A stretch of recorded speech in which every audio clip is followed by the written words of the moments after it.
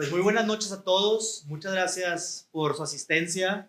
Estamos muy contentos, el equipo Sofía, de que estén aquí con nosotros nuevamente en un Diálogo Sofía, que es nuestro evento mensual para difundir ideas, quiénes somos y presentarles cosas atractivas para que ustedes puedan seguir viniendo con nosotros, ¿sí?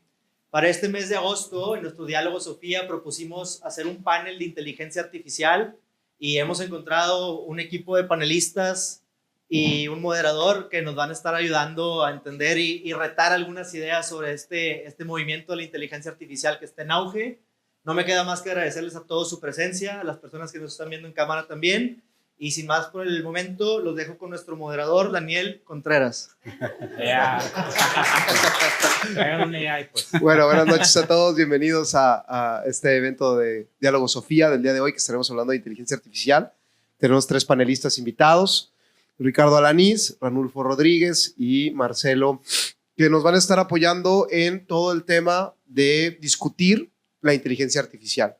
Ricardo Alanís tiene experiencia trabajando con la parte técnica de diferentes tipos de modelos, de diferentes tipos de aplicaciones, tanto empresariales como técnicas, de diferentes algoritmos, temas de ciencia de datos. Ranulfo Rodríguez, filósofo, él ha estado detrás de ciertos temas de la ética de la tecnología, del uso humano y de transhumanismo también. Y por otro lado, Marcelo dirige una empresa que se dedica a implementar inteligencia artificial ya con varios años de experiencia y con presencia en varias ciudades interesantes y con varios proyectos muy interesantes. Entonces, me parece a mí que tenemos una interdisciplinaridad aquí importante.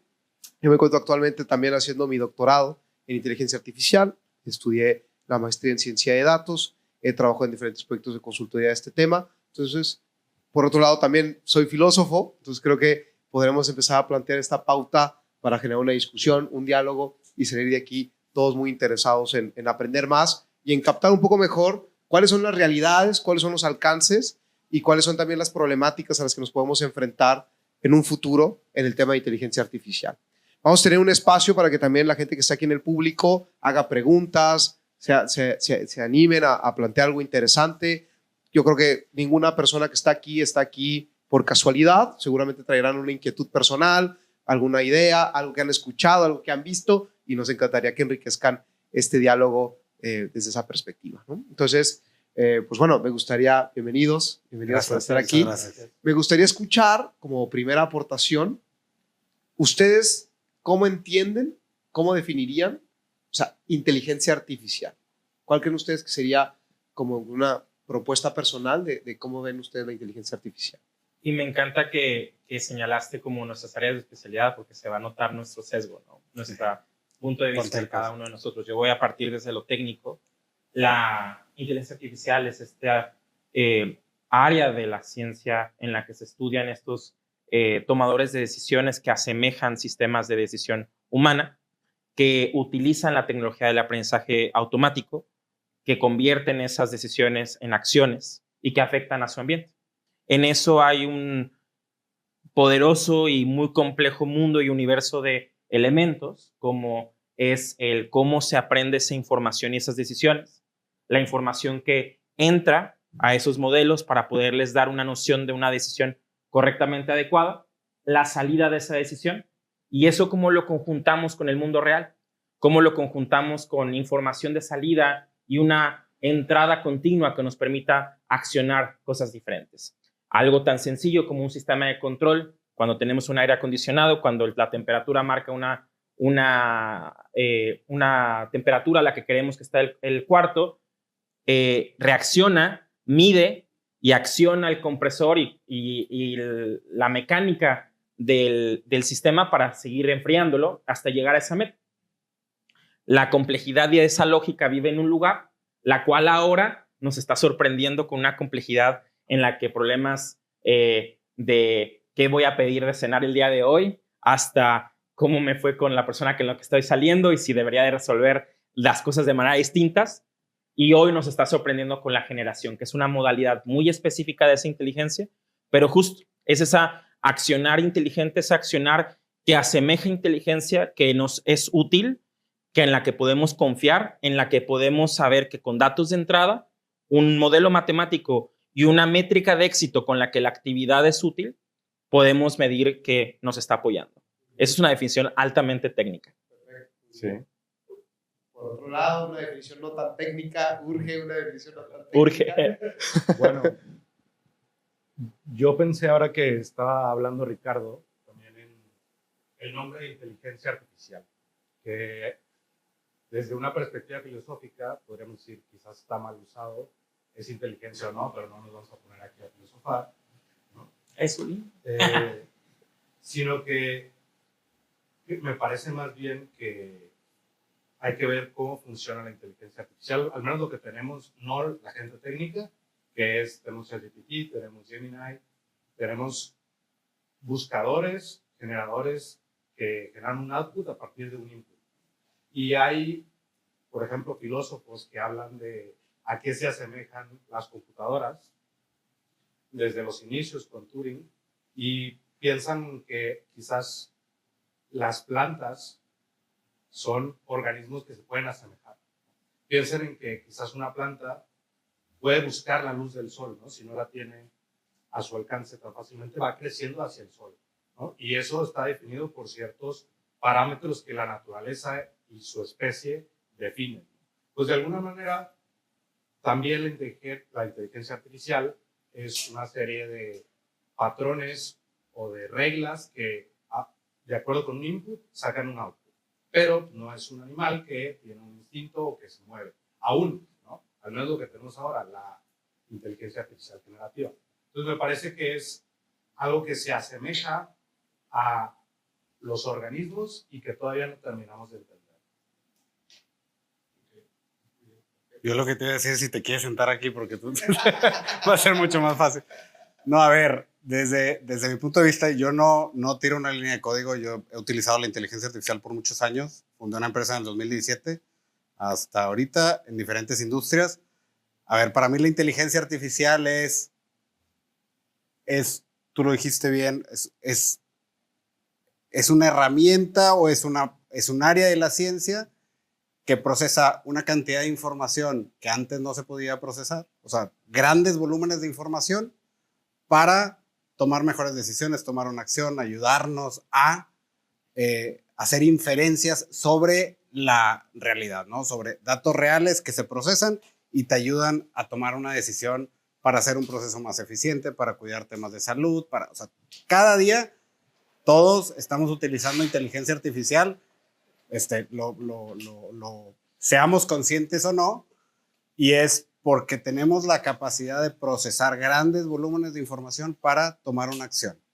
En las empresas es haciendo procesos más eficientes, haciendo que las personas sean más eficientes con lo que hacen para tomar mejores decisiones, pero al final de cuentas es data que entra y se convierte en un output con sentido, de una manera mucho más sencilla. Pareciera que el nombre de inteligencia artificial, ya como marca y como título, parece que obedece más a una intencionalidad de mercado que una realidad técnica, porque hablar de inteligencia es bastante complicado. Hablar de una inteligencia artificial tampoco es que desde una perspectiva estrictamente terminológica haga sentido, ¿no? ¿Qué significa ser inteligente artificialmente? O si hay capacidad. Es más, podríamos poner en duda si hay inteligencia no artificial, ¿no? O sea, muchos pondrían en duda si el humano es realmente inteligente o no, y qué tanto, ¿no? Y presuponer que la máquina sí lo sea. ¿Qué significa ser inteligente? No nada más los humanos, sino también lo artificial. Y decirle que tenemos máquinas que son inteligentes cuando aún no sabemos qué es ser humano inteligente ni qué es inteligente realmente, pues eso lo mete como en una cuestión mercadológica.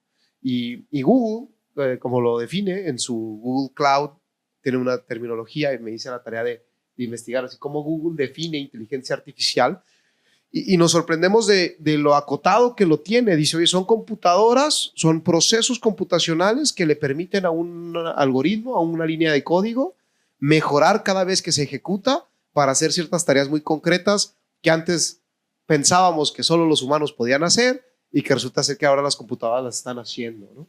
Siguiendo una serie de patrones matemáticos, una serie de procesos con una capacidad de análisis de datos superior, con una posibilidad de visualizarlo de una manera más fácil, más rápido que un humano. Un humano no puede leer 147 PDFs en 17 segundos, pero si yo lo codifico, lo puede lograr. Entonces, nomás dice, oye, las computadoras ahora están haciendo cosas, funciones avanzadas, que antes presuponíamos que los humanos éramos los únicos que los podíamos hacer, porque los animales no lo podían hacer, y que lo hacen muy rápido y con base a muchos datos de información como base.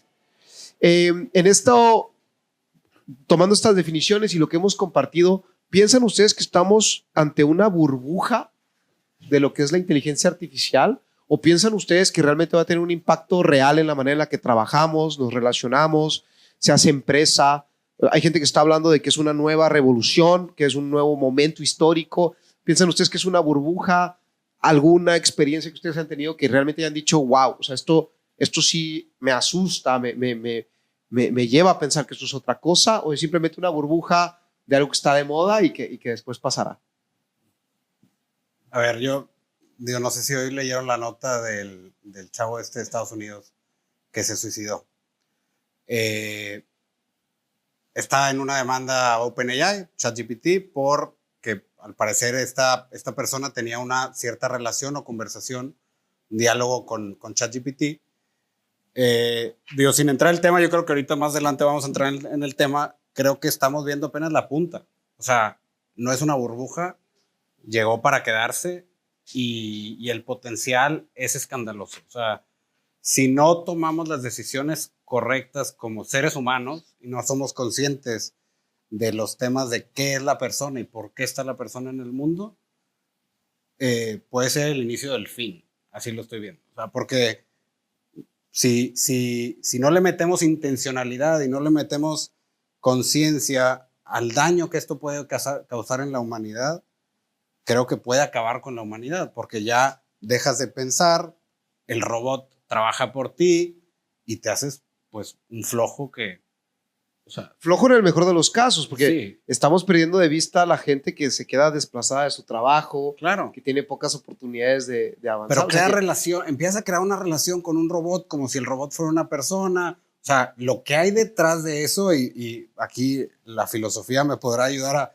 a profundizar más en el tema, es muy profundo. O sea, puede tener un impacto tanto para bien como para mal, si no somos conscientes de esto. Y esto que estás comentando es bien interesante, porque justo teníamos como que la idea de pues muchas películas de ciencia ficción o sea, Hair, Blade Runner, el mismo Black Mirror, ¿no? Que hace unos años o unas décadas parecían como, sí, claro, el Terminator, ¿no? O sea, el futuro, que cuando el futuro nos alcance, y parece que nos está alcanzando.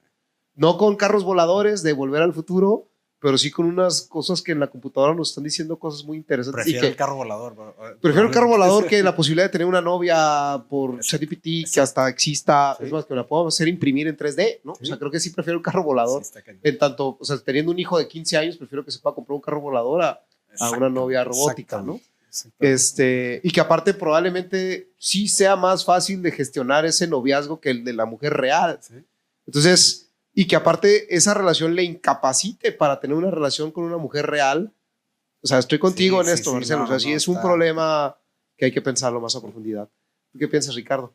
Bueno, quería pasar al filósofo porque creo que era un buen pase, pero hemos pasado un par de pruebas muy interesantes. La prueba de Turing la pasamos de noche. Si ustedes hablan con ChatGPT, ya no distingues que es una computadora, ya se distingue casi como una persona. No detectaríamos que es una AI. Quizás ya con los patrones podríamos identificarlo, pero a buenas a primeras, si no te avisan, ya te contesta como un humano, y eso como humanidad fue un paso increíble. Recuerdo el sábado que generé el primer como algoritmo que me sacaba un texto de Shakespeare. Era un ejemplo de inteligencia artificial generativa, todavía primitivo. Creo que es muy interesante la replicación o la capacidad que tiene la inteligencia artificial de hacernos más potentes. Y definitivamente antes, como alguien que trabajaba en datos, Big Data era algo que la palabra estriguereaba. Me hacía sentir incómodo que todos hablábamos de Big Data, Big Data. Y lo mismo luego empecé a escuchar inteligencia artificial. Pero en este momento ya me creo el discurso de que estamos en una revolución industrial. ¿Por qué lo creo? Porque la forma en la que interactuamos, la forma en la que hacemos nuevo conocimiento, la forma en la que hacemos nuestros procesos, está siendo cuestionada. Una de las cosas que he visto como un futuro y que cada vez está más cerca es llamar a una empresa como una organización agéntica. ¿Qué significa ser una organización agéntica? Que nosotros, además de ser empleados, seamos jefes de una organización que está debajo de nosotros, de agentes de inteligencia artificial. Eso tiene algo de antropomorfismo, de ponerle una figura que nos ayuda a interactuar con ella o él o ello de una manera estructurada, de una manera en la que podemos entenderlo y captarlo, pero nos estamos cuestionando cosas fundamentales. Entonces, si la pregunta concreta, sin irme más allá de eso, ¿estamos en un momento histórico? Estamos. Quiero que se lo imaginen como cuando la máquina de vapor, con un montón de caballos. Los primeros diseños es una conversión que está muy reciente en las redes sociales, que es como los primeros diseños de los automóviles se asemejaban mucho a las carrozas empujadas por caballos. Y hoy nos estamos enfrentando a lo mismo, estamos enfrentándonos a procesos que están acostumbrados a Word, a Excel, a la interacción computacional a la que estábamos acostumbrados, pero poco a poco van a evolucionar a una nueva generación de interacciones. Una interacción basada en la ida y venida de información, la intervención adecuada de estos mecanismos, la buena selección de la información y la recopilación masiva de los datos. Entonces, definitivamente estamos en una revolución industrial. Esto no nos quita que hay un montón de faramaya o cosas que se aprovechan de la amplitud del término, porque lo hablamos, inteligencia artificial como concepto es muy amplio, la conciencia es muy amplia, todos esos conceptos cognitivos todavía no hemos terminado la tarea de entenderlos y pues mucho de lo que se puede llegar a vender está en esos gaps de entendimiento. Por eso hoy un punto muy importante para poder combatir ese otro lado, un poquito más capitalista, un poquito más aprovechado, un poquito más centrado en la generación de valor, a veces en promesas no fáciles de cumplir, es en la generación de capacidades. Entonces, al poder tener un entorno más consciente de lo que sí se puede y lo que no, y lo que podría ser capaz de hacer la inteligencia artificial, nos va a empoderar para poder separar el oro de las pepitas falsas. Claro, muy bien. Perfecto. A ver, Rodolfo. Muy buenas participaciones de no, a ver, yo quería plantear dos escenarios. Uno es que, o sea, ¿estamos viviendo una revolución o no? Creo, uno es, no estamos viviendo, es simplemente una herramienta más, porque nunca va a poder imitar lo que es el humano, la creación, ¿no? Los sentimientos y demás, ¿no? Eso es por un lado, ¿no? Y por otro lado, podemos pensar en que en la Edad Media aprender prácticamente era repetir lo que decían profesores o lo que decían pensadores anteriores, ¿no? Entonces prácticamente después, ¿qué pasó? Pues era repetir. ¿Y quién es el que más sabía? El que más repetía. ¿Y qué hace un artista si no simplemente citar a otros artistas previos, ¿no? Y si ChatGPT es muy bueno aprendiendo cosas en el sentido de que puede repetir y mezclar lo que nosotros le podemos meter, pues quizás sí termina siendo igual de inteligente, ¿no? Piensen cuando han usado DALL-E o X para generar una imagen y al principio sale horrible y dices, oye, está horrible, ¿no? O sea, claramente no tiene un sentido estético ChatGPT. Bueno, pero ¿cómo sabemos si realmente eso es lo bello, ¿no? Si después, cuando ya todos usemos ChatGPT en serio, con todas sus consecuencias, digamos, no, es que eso sí es lo bello, ¿no?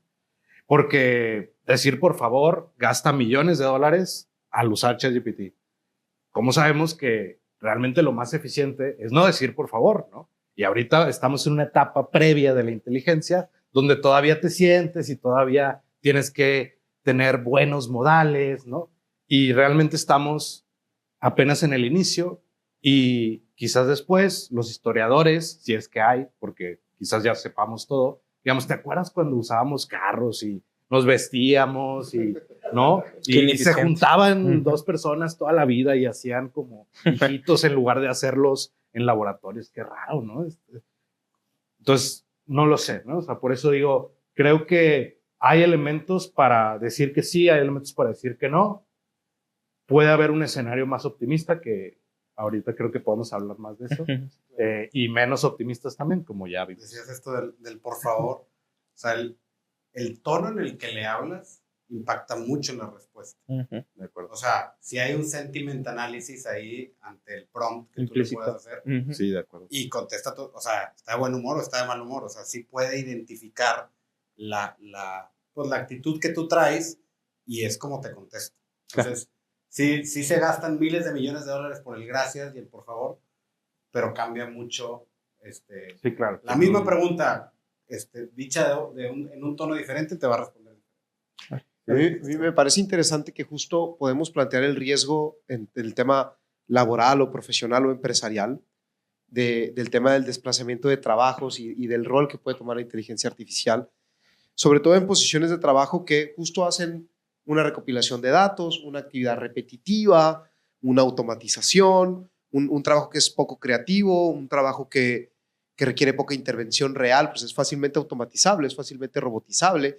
Ya lo hace un ChatGPT, pero que está de 9 a 5, no quiero decir Godín, pero podría ser, ¿no? O sea, sí es cierto que hay funciones profesionales de hoy en día que podría hacerlo fácilmente un ChatGPT e incluso probablemente lo haría mejor. Si ChatGPT puede tomar decisiones basadas en datos, en estadísticas, en patrones, en reconocimiento de imágenes, podríamos cuestionarnos quién prefieres que tome las decisiones de tu empresa. Si un humano que se equivoca, que tiene sesgos cognitivos, que puede tener emociones, o un agente basado estrictamente en lo racional y lo estadístico y lo numérico. En una empresa o en un entorno que valora más la eficacia que el valor del trabajo en sí mismo, que valora más la rapidez y el disminuir el costo, que el impacto que puede tener en la comunidad o en sus clientes, pues la inteligencia artificial llega en un momento en el que la empresa, la economía, la misma geopolítica está muy enmarcada en esos términos de optimizar, reducir costos, automatizar. Este modelo de empresa escalable, ¿no? Ya nadie está pensando en abrir un abarrote, sino en algo que sea escalable, aunque no exista en la realidad y sea un local rentado, ¿no? Bajo esta perspectiva y viendo el entorno empresarial, social, ¿cómo puede o cómo consideran ustedes que la IA puede diseñarse y aprender para potenciar en lugar de erosionar esta dignidad y este florecimiento humano? ¿Te toca empezar esta ocasión? Yo puedo empezar, sí. Adelante. Sí, No está lo sé. increíble. Me encanta. Yo creo que desde una perspectiva muy pragmatista, por así decirlo, que no es lo mismo que pragmática, hay que ver qué es la inteligencia artificial o qué queremos que sea, pues va a ser sus consecuencias prácticas y lo que de hecho pasa en el mundo, ¿no? Digo, muy bien lo que ocurre en una computadora, pero hay que ver cómo se va a materializar lo que hagamos, ¿no? Y sí creo que vale la pena tener algunos valores, principios definidos por quién, por el ser humano idealmente, democráticamente o de otra manera con un cierto consenso, ¿no? Ciertos principios que quizás poca gente podría objetar, ¿no? Solidaridad, y no solo objetar, sino también que la inteligencia artificial le cueste llegar ahí, porque creo que eficiencia pues no es uno de ellos, ¿no? Pero quizás solidaridad, ¿no? Y hablar de, oye, es que la inteligencia artificial, aunque la entrenen mucho, no sé si va a poder sentir esa empatía con una persona que se está muriendo de hambre, ¿no? Una persona con una enfermedad terminal, o una persona... Que de ¿no? hecho los humanos estrictamente racionales también batallan, ¿eh? Exacto. O sea, de hecho, hace falta recuperar esos valores no nada más en la inteligencia artificial, sino también en los humanos. O sea, cada día somos generaciones menos empáticas, cada día cuando se nos acerca alguien a pedir dinero en la calle es un no, gracias. Todavía los mexicanos decimos gracias cuando nos piden y no damos dinero. Sí, sí, No, claro. o sea, eso es una muestra, es un reflejo de que también como cultura estamos desvalorizando ese tipo de factores. De acuerdo. Yo creo que, digo, y ahí entra mucho el tema humanista, que no solo es lo racional, sino... y también es muy importante que no se queden... Yo me cultivo humanísticamente o yo leo mucho y tal, sino que eso no sirve de nada si no impactas en los demás o si no dialogas con alguien más, ¿no? Entonces, el tema también de sociedad tendría que ser otro valor, ¿no? O sea, que va de la mano con solidaridad, con la sociedad, la democracia, no sé si sea un valor, pero al menos no puedes dejar a nadie fuera, ¿no? Ok, vamos a inteligencia artificial, pero que todos puedan acceder a ella. ¿Por qué unos sí y otros no? ¿No? Digo, el Wi-Fi sigue siendo una lucha, o la electricidad, ¿no? En Nigeria hay apagones todos los días. En ¿no? México, O sea, el porcentaje de internet no es 100%, ¿no? Claro. El porcentaje de personas con un teléfono inteligente no es 100%, menos en el mundo actual, como están las estadísticas del INEGI, las últimas estadísticas de promedio mensual, de salario mensual, de clase media, clase alta, no estamos compitiendo a nivel internacional ni cerca. O sea, en el momento en el que Google empieza a cobrar, el 90% de los mexicanos está fuera de la cota de mercado de lo que cuesta realmente ese ejercicio de la inteligencia artificial, y puede ser una barrera real, económica y productiva muy fuerte para las terceras economías, ¿no? Sí, yo creo que tiene que haber como un diseño con propósito para aprovechar las fortalezas de ambos. O sea, el humano, powered by AI, tiene un potencial increíble.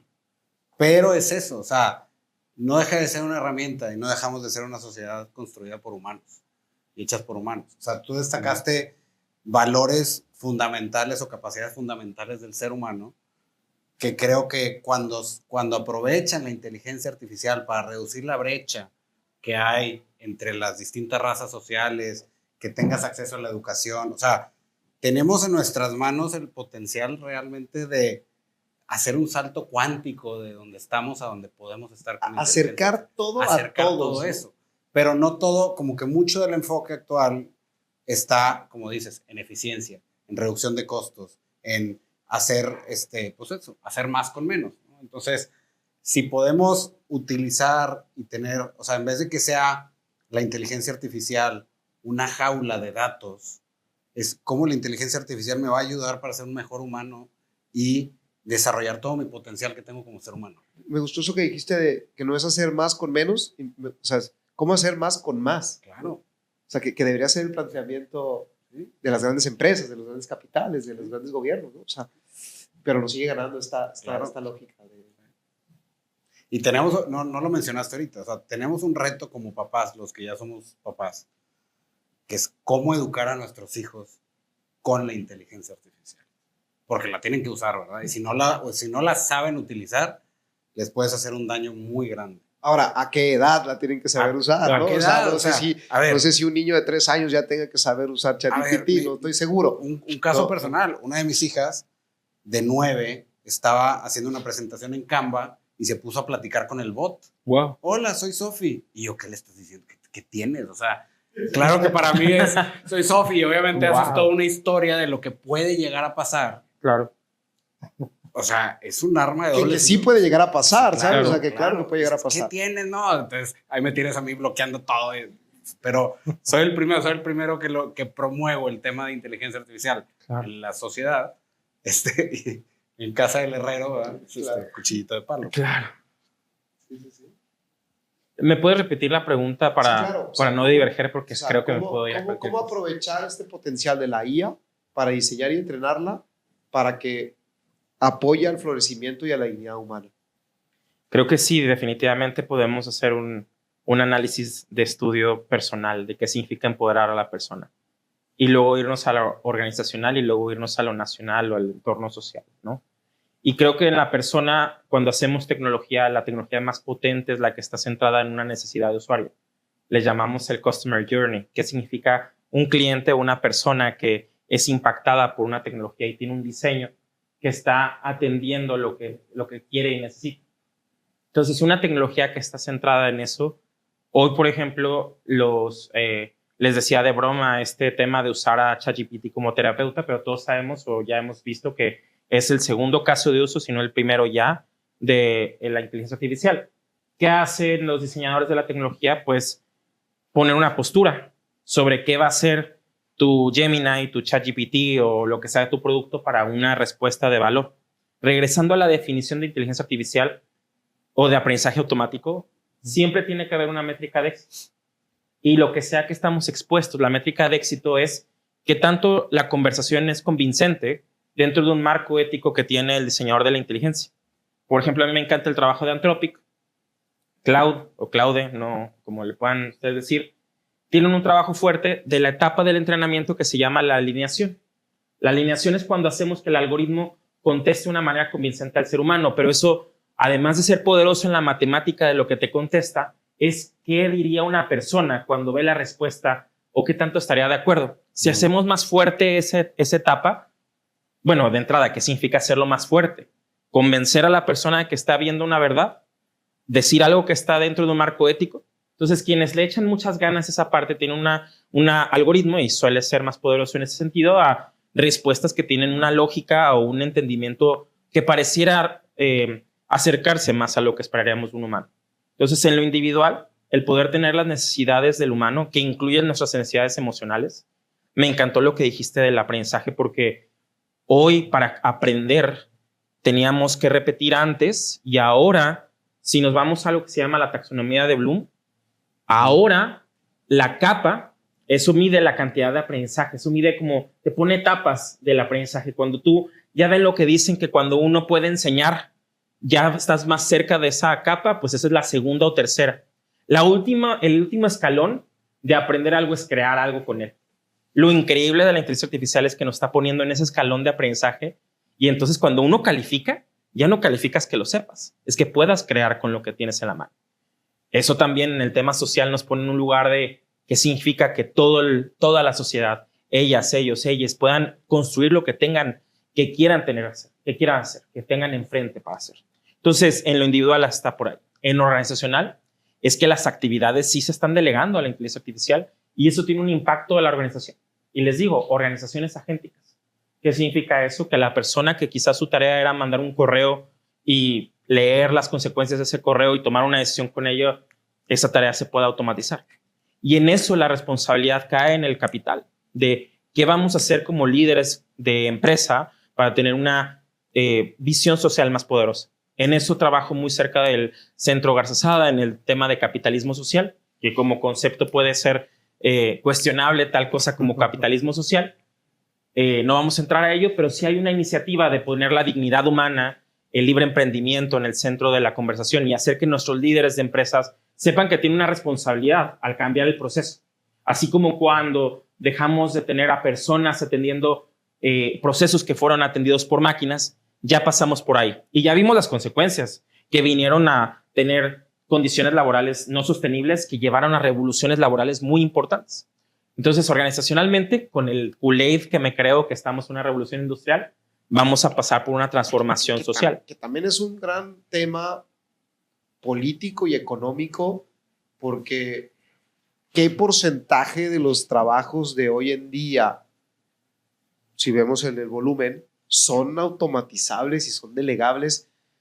Conforme yo he visto el progreso de la inteligencia artificial los últimos 7, 8 años, yo cada día me voy convenciendo más de que si el del programador que está haciendo esos modelos de inteligencia artificial hoy en día ya podría hasta cierto porcentaje automatizarse, pero venga, de ahí para abajo hay bastante de trabajo que se pensaba, que se ha venido construyendo en el mundo empresarial, corporativo, durante los últimos 70 años, que se pensaba que era la ruta de trabajo, o sea, todo el tema de esta ruta narrativa de tú naces, creces, estudias la universidad, trabajas y te mueres. Eso de los trabajos universitarios, curiosamente hoy en día son los que más riesgo tienen de desaparecer. Por supuesto. Y el sector primario es el que es menos delegable a la inteligencia artificial. Y justo te quería decir que la tercera capa de lo que tenemos que tener una conversación es una capa nacional. ¿Qué significa como país ser apoyados por la inteligencia artificial o tener una relación con la inteligencia artificial? Va a ser un país como México. Saludable. En todo el globo, ¿no? Todos los países. ¿Qué significa, por ejemplo, cuando hablamos de inteligencia artificial, qué significa implementar en un país que tiene solo un centésimo de la capacidad computacional que tiene Estados Unidos? O un décimo de la inversión en ciencia que tiene otros países. Entonces, y como país también cómo vamos a reaccionar de manera dignificante y también como consumidores de modelos. Estos modelos enormes están en Estados Unidos, algunos en Francia, algunos en China. Aún así, ninguno está en México. ¿Qué significa como país estar y que esa importando desigualdad que se vivía de manera nacional, pues se vuelve aún más grave cuando los ponemos en el escenario internacional? Correcto. Y eso lleva a sistemas de poder entre países y lleva a la postura de que hace menos de una semana Estados Unidos compró una parte de Intel. A eso algo nos tiene que decir. Entonces, y eso es el lado como macroeconómico, ¿no? Pero nos tenemos que ir a lo social. Alguna relación tendremos que tener de qué significa como país adaptarlo a estas nuevas relaciones, a estos nuevos procesos, porque aun y cuando nos parezca muy raro que las personas tengan una novia de inteligencia artificial, novia de inteligencia artificial, ya está pasando, ya hay gente casándose. Puedo decir un par de países donde ya pasó y puede suceder.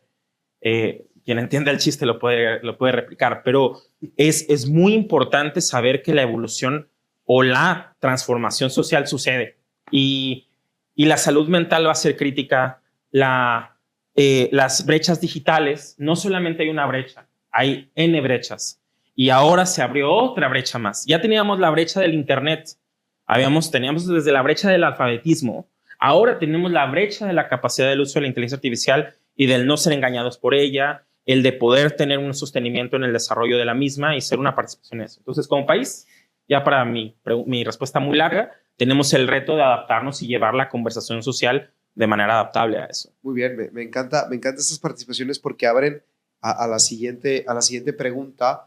Y hay una teoría de ética de la tecnología que a mí me ha resuelto gran parte del problema durante los últimos años, y es que está esta idea de la franja, del rango de la tecnología, que ni mucha tecnología ni poca tecnología, ¿no? Pensando, por ejemplo, en una ciudad, los automóviles. ¿Los automóviles son buenos o son malos? Bueno, depende, ¿no? Dependerá la manera en la que se utilizan, la manera en la que se manejan, cuántos hay. Pareciera que en una ciudad o en un entorno o en la vida de las personas, pues poco automóvil o nada de automóvil es muy poco funcional, porque si tienes distancias muy largas, pues sí es mejor usar automóvil que irte caminando. Ahora, si toda la ciudad está diseñada para usar automóviles y todo mundo tiene automóvil y hay muchos automóviles, pues se vuelve un caos, porque ahora ya demasiado automóvil te vuelve una ciudad que no es caminable, que tiene demasiado tráfico, que la gente se está enfermando, que hace 2 horas para llegar a un lugar, ¿no? Entonces, ni se trata de prohibir los automóviles, ni se trata de usar automóvil para todo y plantear las ciudades como para automóviles. O sea, demasiado automóvil es un problema, no automóvil es un problema. Y parece que hay un sweet spot, parece que hay una franja en donde podríamos diseñar ciudades en donde el uso del automóvil sea algo sensato, se utilice para ciertas cosas, pero al mismo tiempo habilitar, no sé, servicios de transporte públicos, que las cosas estén debidamente urbanísticamente hablando bien diseñadas para que podamos caminar a todos los lugares. No estoy en posición de juzgar si Monterrey es una ciudad que está dentro de esa franja o fuera de esa franja, ya ustedes me dirán. Creo que está fuera de la franja, pero bueno, puedes caminar 15 minutos y no encontrar comida y te puedes morir ahí, ¿no? Con el calor de esta ciudad. Pero pareciera que esta postura o esta manera de resolver ética de la tecnología, de decir, bueno, hay una franja en donde ni menos ni más de esto. Si estamos hablando de bienestar emocional, de satisfacción vital de las personas, que es algo que particularmente a Sofía le interesa, ¿dónde ven ustedes esta posibilidad en la que estos pues, riesgos y oportunidades de la inteligencia artificial para verdaderamente aportar en este tema de bienestar emocional y satisfacción vital? Bueno, ya lo han mencionado, ¿no? Que se ha usado o se usa activamente como terapeuta ChatGPT, ¿no? Entonces, más que verlo como, ay, pues qué onda con esa persona, por qué hace eso, o quizás no tiene nadie con quien hablar o no tiene dinero para un psicólogo o no sabe que existen, ¿no? Pero más allá de eso, creo que vale la pena rescatar las oportunidades de verlo así, ¿no? Quizás alguien que no iría a un psicólogo, sí le cuenta esto a ChatGPT, entonces, oye, pues, se puede diseñar ChatGPT o un GPT de psicólogo, ¿no? Y quizás luego venderlo más fácilmente, no lo sé, ¿no? Pero con ciertas reglas y que pueda decir, oye, ¿sabes qué? Te conviene ir con este tipo de terapia, te conviene. O sea, esas preguntas que antes le hacíamos a Google, pues bueno, ver a ChatGPT así, es un Google con un poco más de tacto que puede detectar si estás muy deprimido, si quieres que le hables bonito o no, etcétera, ¿no? Entonces creo que hay oportunidades ahí. Claro que hay riesgos, porque si le sacas mucho la vuelta, pues sí te puede decir las mejores formas de suicidarte, ¿no? Pero aunque haya reglas que digan, no, es que no le puedes, si le intentas, sí lo vas a lograr a que te las diga, ¿no? Entonces, ver esos riesgos también, pero también es pensar, oye, no, es que antes, pues eso no pasaba, pues con Google pasaba, ¿no? Con Reddit o lo que sea, ¿no? Twitter, ¿no? O sea, creo que ya desde antes había ciertos riesgos, ¿no? Ante el bienestar humano. Entonces, ver oportunidades, ver riesgos y qué propondría yo, qué diría. Diría, bueno, si vas a usar ChatGPT, pues pide consejo, ¿no? Y cómo lo uso mejor para esto, ¿no? Para qué sí, para qué no. Entonces, esta como educación yo recuerdo cuando en la escuela nos decían, no cites a Wikipedia porque todo está mal, ¿no? Y ahora Wikipedia creo que es referencia, ¿no? Porque todo el mundo lo puede modificar. Bueno, esa educación de no todo lo que está en Internet es verdad, pues también educar a no todo lo que te dice ChatGPT es verdad, que sí, que no. Entonces, en la medida en que podamos educar mejor y que no solo sea una brecha económica, sino también esta brecha de conocimiento se vaya pues acortando, creo que esas oportunidades que tiene se van a ir aumentando y los riesgos se van a ir minimizando. Yo el riesgo que puedo ver, y ahorita veo la oportunidad, pero el riesgo es esa como visión reduccionista del bienestar de la persona. ¿Cuántos pasos llevo? ¿Dormí bien? ¿Dormí mal? A ver, yo estoy el más conectado con todo. Tengo Más Garmin, ¿no? el Whoop, el Garmin, y dormí, salió en rojo. Entonces, pero es una visión realmente reduccionista pues tuve mala calidad de sueño, ya está, ¿no? O no sé, di tantos pasos. Y puedo reducirlo a eso cuando lo veo como una oportunidad, puede ser el trigger para detectar patrones y anticiparte a un problema que puede tener la persona. Y yo creo que la tecnología existe para poder detectar eso en la persona. Oye, tiene inicios de depresión, no está durmiendo bien. Oye, me está haciendo preguntas, lo que decíamos ahorita, o sea, ese sentiment analysis, me está haciendo preguntas que pudieran en ese momento puedo triggerear algo y no seguir la conversación. O sea, creo que ya tenemos las capacidades para diseñar con eso en mente. Y también creo que se nos olvida que, como lo van a usar las personas, diseñar que la persona está hecha para tener relaciones interpersonales profundas y buscar que la inteligencia artificial lo promueva y que vayas y busques a alguien y que sepas que estás hecho para amar y que la felicidad no está aquí, pero te tiene que empujar la inteligencia artificial a eso y no depender eso, no generar la dependencia.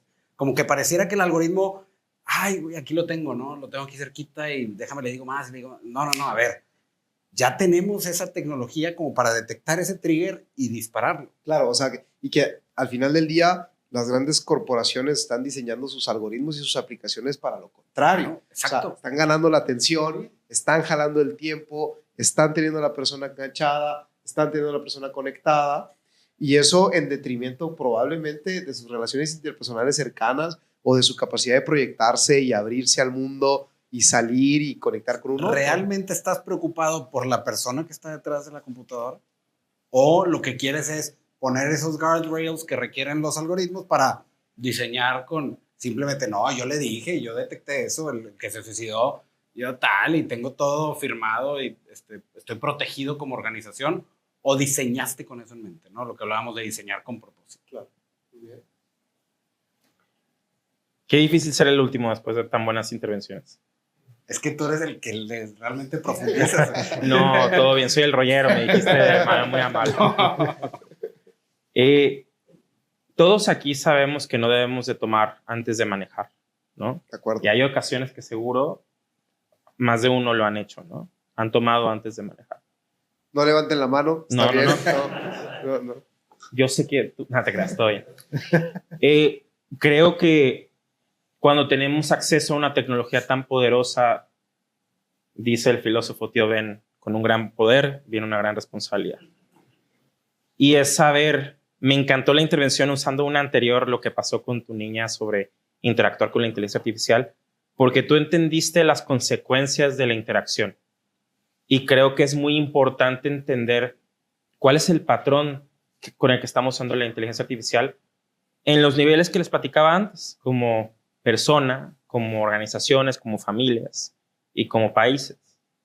Y entender que con ese gran poder viene la gran responsabilidad de ahora en el campo de las decisiones personales, en cómo llevamos nuestra cercanía.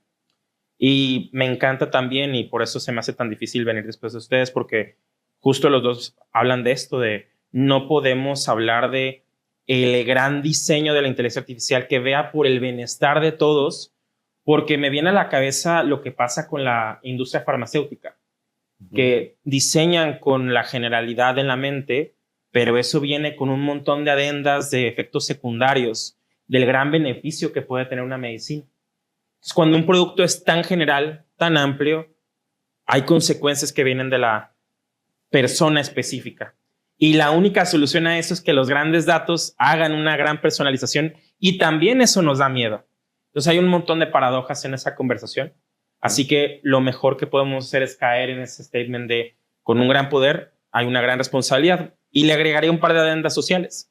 Hay que darle poder a la gente y la responsabilidad tiene que caer en las personas, en las organizaciones y en el país como institución. Perfecto, muy bien. Pues voy a pasar una ronda de preguntas dirigidas a cada uno. El público nos pasó aquí de emergencia minutos antes de la sesión. Genial. Entonces, aquí estamos en vivo, ¿no?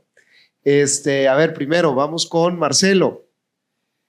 En tu opinión, la manera en la que comemos, viajamos, cuidamos nuestra salud con la IA, ¿nos hará más dependientes de la tecnología o más libres para tener tiempo para lo humano?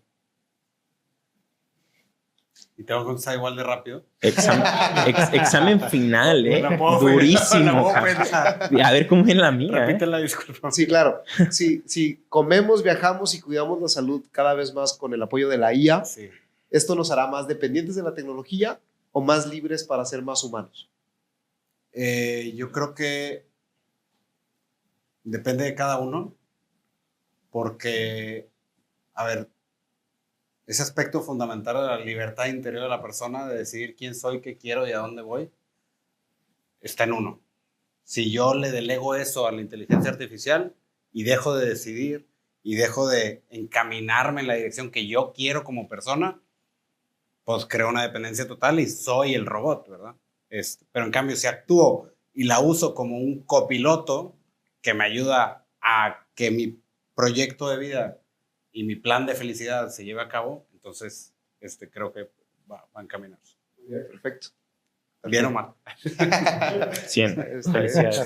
Sí. Vamos ahora con Ricardo. Uy. ¿Tú piensas que la IA puede ser creativa o nada más está replicando patrones, incluso considerando la generativa? O sea, ¿tú crees que la IA generativa podría llegar a su momento para ser creativa o no?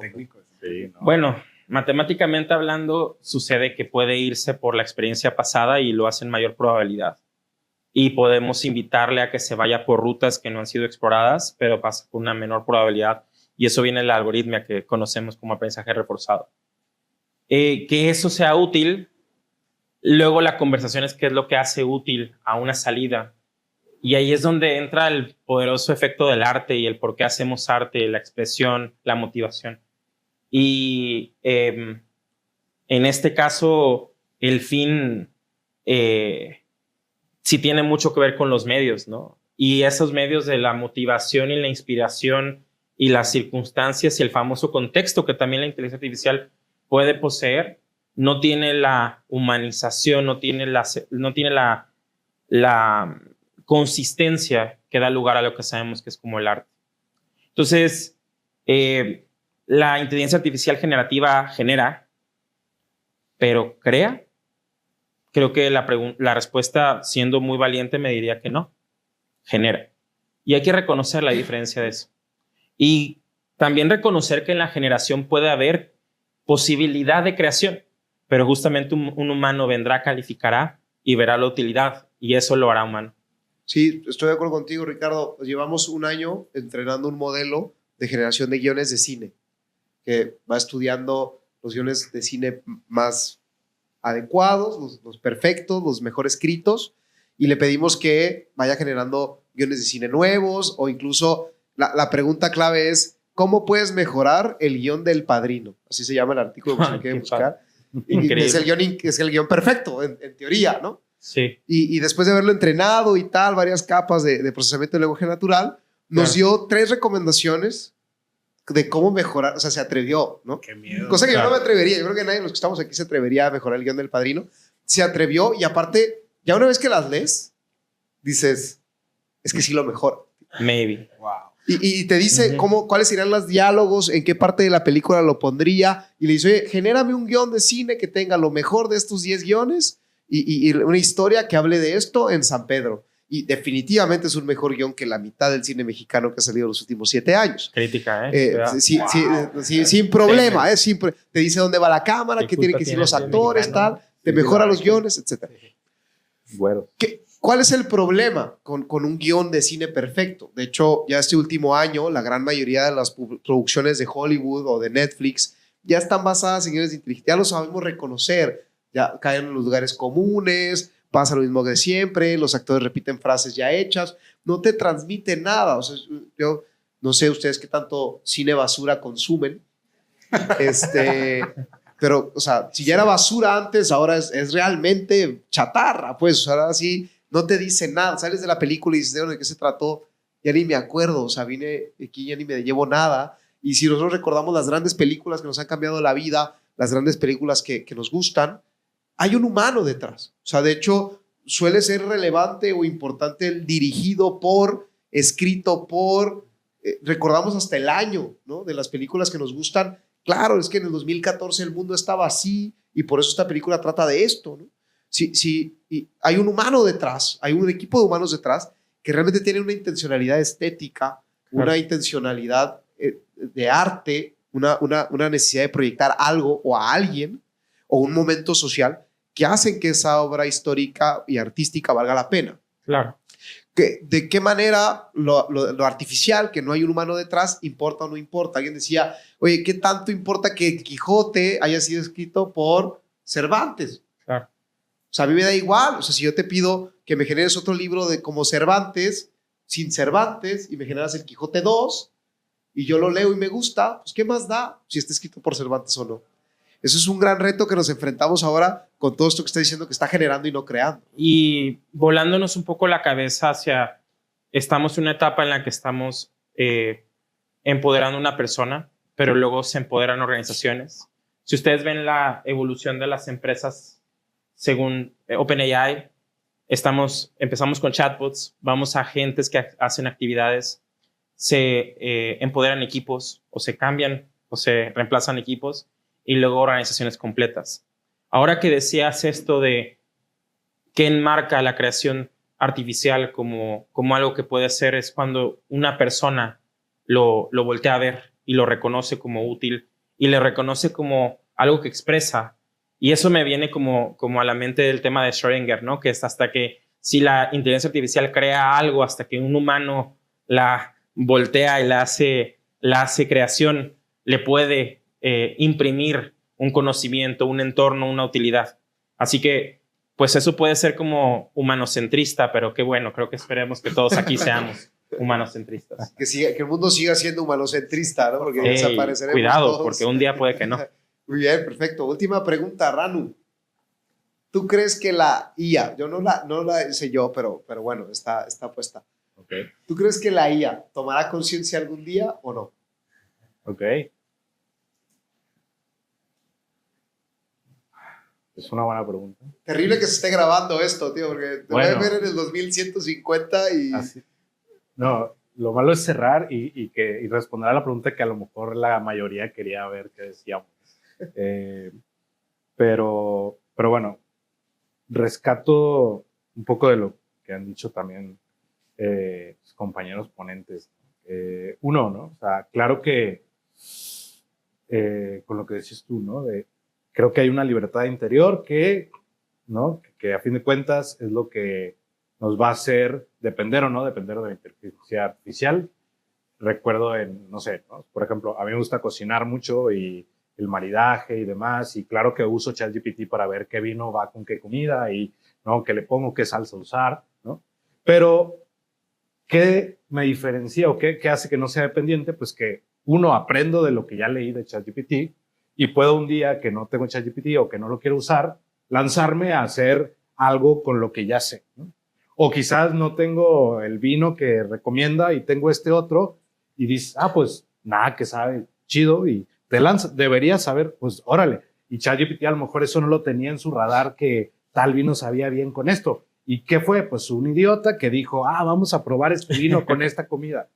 Y de la nada tenemos un gran platillo y tenemos un gran chef. Y yo no soy el gran chef, pero tenemos esos grandes chefs que hacen creaciones que a lo mejor culinariamente era como, ¿cómo hacen eso? Y igual con lo que decía Ricardo de la creación, pues igual ese gran artista, pues se tuvo que lanzar a hacer algo, ¿no? Y quizás nunca fue reconocido como Van Gogh, que murió pobre y pues nunca fue un gran artista reconocido en su vida y tuvo que morirse para que pusiéramos atención, quizás, ¿no? ¿Y qué define a Van Gogh? Pues es ese loco que dijo, voy a pintar así y ya, ¿no? Y eso ChatGPT a lo mejor nunca lo va a poder hacer, ¿no? Y no quiero definir conciencia como capacidad de creación o capacidad de, ¿no? O sea, porque también si nos vamos a algo que dice uno de los premios Turing del 2018, que trabajaba en Google, Geoffrey Hinton, que también ganó el Nobel de Física, por cierto. Un dios. Y creo que él era, si no, otro de los Turing 2018 que decía, es que la pregunta es extraña porque realmente cuando sea consciente quizás ni siquiera nosotros nos demos cuenta, porque estamos tratando de evaluar la conciencia con parámetros humanos y no sabemos si realmente para la AI, la inteligencia artificial, tenga otros parámetros de ser consciente, ¿no? Pero volviendo al lado un poco más antropocentrista, optimista, ¿no? Sí creo que no podrá llegar a ser consciente, al menos en nuestros parámetros, que me parece que son los mejores para nosotros, y entonces pues da igual si hay otros parámetros o no, si no queremos extinguirnos o si queremos llegar a lo que todos queremos, que es ser felices como sociedad, pues creo que bajo esos parámetros nunca va a llegar o no dejaremos que llegue la inteligencia artificial a ser consciente. Yo, nomás para agregar ahí, saber, yo creo que la conciencia es esa capacidad de darse cuenta de uno mismo y del mundo. Y de sentir. Y eso la inteligencia artificial no creo que vaya a llegar. O sea, no debe de llegar ahí. No podemos delegar la inteligencia artificial a que tenga la conciencia, porque entonces sí estamos fritos. O sea, si el ser humano se da cuenta que es el que siente, es el que tiene la alegría, es el que tiene la tristeza, o sea, la inteligencia artificial te puede hacer ver que entiendo lo que sientes, no entiendes, simplemente interpretas la data. Lo puede emular, puede emular exactamente, pero el ser humano es el que es consciente y puede sentir eso. Entonces creo que, no sé, o sea, yo esperaría que no, y eso sí, que quede grabado en cámara, porque sí, no sé qué va a pasar. Te va a buscar luego, si toma conciencia. Lo siento. Mira que no. Te va a buscar. Mira cómo que sí. Claro. Ouch, me dolió. Vale. Bueno, tenemos espacio para un par de preguntas del público. A ver si, Alejandro. ¿Cómo formar técnicamente y éticamente desde primaria, secundaria, prepa, carrera profesional a las personas para la IA? ¿Quién quiere empezar? Pues, sí, yo puedo empezar con eso porque es una parte que me encanta. Algo pasó con el código, con el programar, que hubo un periodo de tiempo donde se puso de moda que se planteara el código como parte de la currícula desde muy pequeños. Una cosa es el diseño e implementación de inteligencia artificial y otra es la interacción. Y cada vez hemos bajado a la edad en la que Word, PowerPoint, Excel se ponen en la educación. Definitivamente el poder interactuar con sistemas inteligentes es algo que desde como un niño debemos de saber qué significa meter datos, nuestro gobierno de nuestra información, nuestra protección de datos personales y la interacción con sistemas inteligentes. Eso sin duda leído con las brechas digitales que puede tener el país. Ahí va a haber estratos sociales donde van a tener mucho más cercanía a ciertas herramientas y desgraciadamente va a haber otros donde va a ser más fácil. Y ahora que hablabas de este entorno óptimo, tenemos que hacer un esfuerzo fuerte de si acercar los recursos para que estos términos de ida y venida de información estén implicados en la educación. Hemos descubierto y desbloqueado una forma de interacción computacional nueva que nos lleva a nuevas actividades, que nos lleva a nuevas decisiones éticas. Es importante que esté ahí. Luego, la generación de capacidades técnicas más profundas. Sí soy un advocate de que puedan estar ahí, pero reconocemos también otras brechas de educación que deben de suceder antes que nuestra sociedad pueda programar desde pequeño. Yo creo, para complementar, creo que la inteligencia artificial puede ayudar mucho a adecuarse al nivel de aprendizaje. Ya se está haciendo mucho de los programas de educación de acuerdo a la madurez que tiene la persona o el nivel educativo que puede tener, pero el rol del facilitador, el rol del maestro actual, tiene que estar mucho más encauzado en que la persona desarrolle habilidades de cuestionar, de pensar, de criticar, o sea, todo lo que es el humano para que realmente lo potencie, ¿no? O sea, oye, si te salió mal, que pueda fracasar, o sea, esas cosas, la inteligencia artificial no te va a ayudar. Entonces creo que ahí se puede impulsar mucho y puedes sumar lo mejor de los dos mundos. Sí. Tenemos adelante y atrás. ¿Sí? Hola, Daniel, esta es la plática. Ok. No sé si te acuerdas de mí, te di clase de doctorado de la Hola, sí, sí, sí. ¿Qué le decimos? O sea, y es decir, pensando en temas de educación y sobre todo pensando en los más jóvenes, ¿qué le decimos o qué le contestamos a esta gente que está por LinkedIn, por todos lados, dice, ya no estudien, ya para qué, ya es la era de la IA? Lo que a mí me parece lo peor que puede haber, pero ¿qué le decimos a esta gente? Claro, o sea, sí es estamos en vivo, o sea, ya me cayó aquí una pregunta. A mí sí me llamó la atención durante los últimos meses que he estado haciendo research en ese tema, que he estado viendo cómo ha ido avanzando el patrón, tanto geopolítico como profesional, como académico, como laboral. Y yo sí estoy viendo algunos síntomas o algunos reflejos de ciertas problemáticas que pueden ser bastante graves, en mi opinión. Sí hay una posibilidad de desplazamiento de muchos trabajos.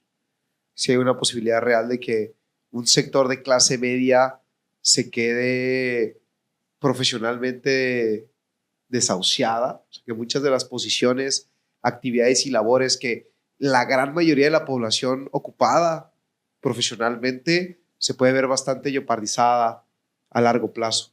Entonces, esta pregunta me parece particularmente interesante porque sí es cierto que hoy en día no va a bastar estudiar como se pensaba antes para poder salir adelante en un entorno laboral, en un mundo tan caótico, tan cambiante, tan volátil, tan técnicamente necesitado de cuestiones muy concretas y que además no dependen necesariamente de la preparación profesional de una persona, sino que requieren de capacidad de relación, capacidad de inteligencia emocional, capacidad de resiliencia, capacidad de otras cosas que tristemente no es que tengas esas materias en la universidad y que quizá personas que están más habilitadas en un entorno social o familiar las trabajan de manera muy natural y ya después cuando se integran en el entorno laboral pueden tener una cierta ventaja.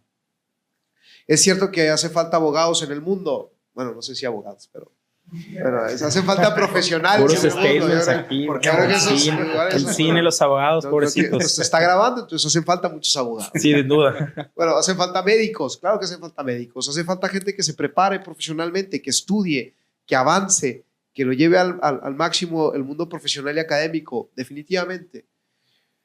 Pero creo que cada día más no va a bastar con eso como para verdaderamente salir adelante en un mundo que está avanzando más rápido de lo que puede avanzar una preparación académica de una persona. O sea, sí creo que ahorita el mundo va mucho más rápido que la capacidad que tiene una universidad de actualizar sus planes de estudios. O sea, yo creo que tu misma profesión va más rápido que tú.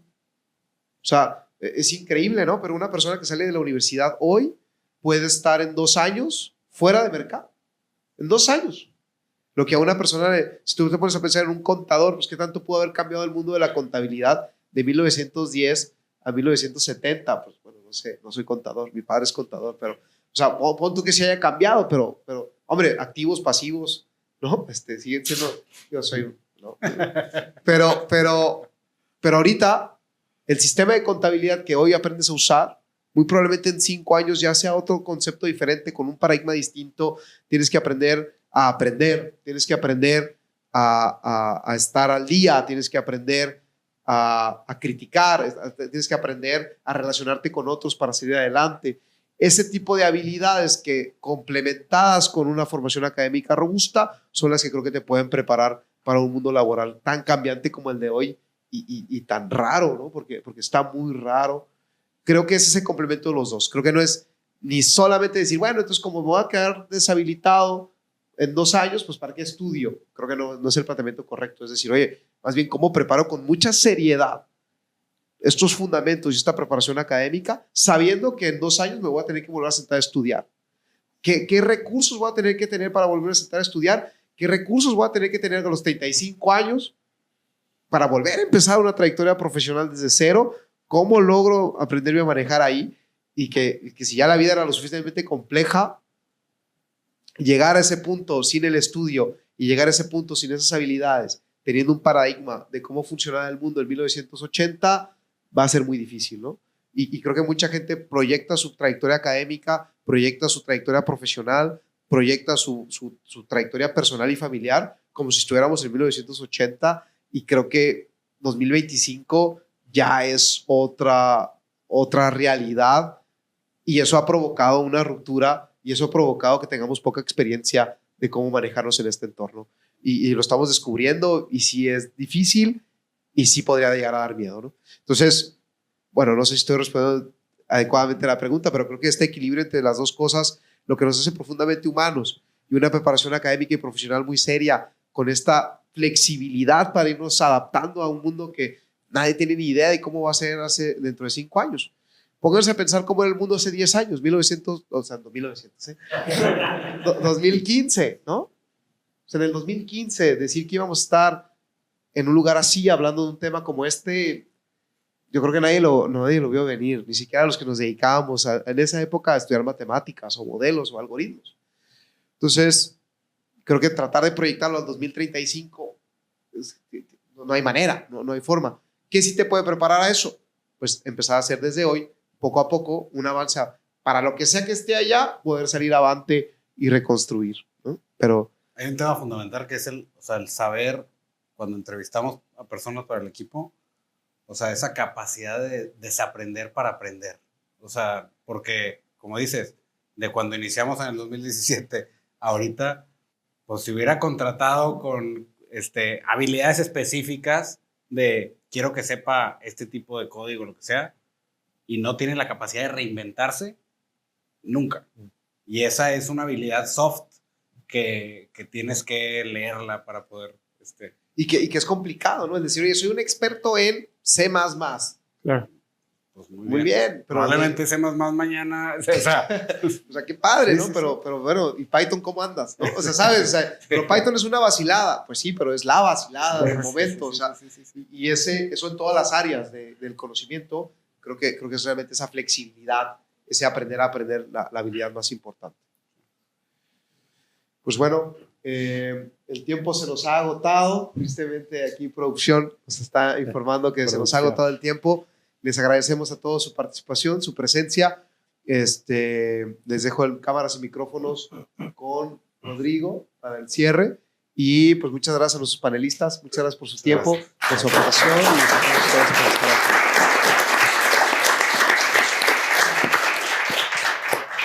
Gracias, Dani, a nuestros panelistas.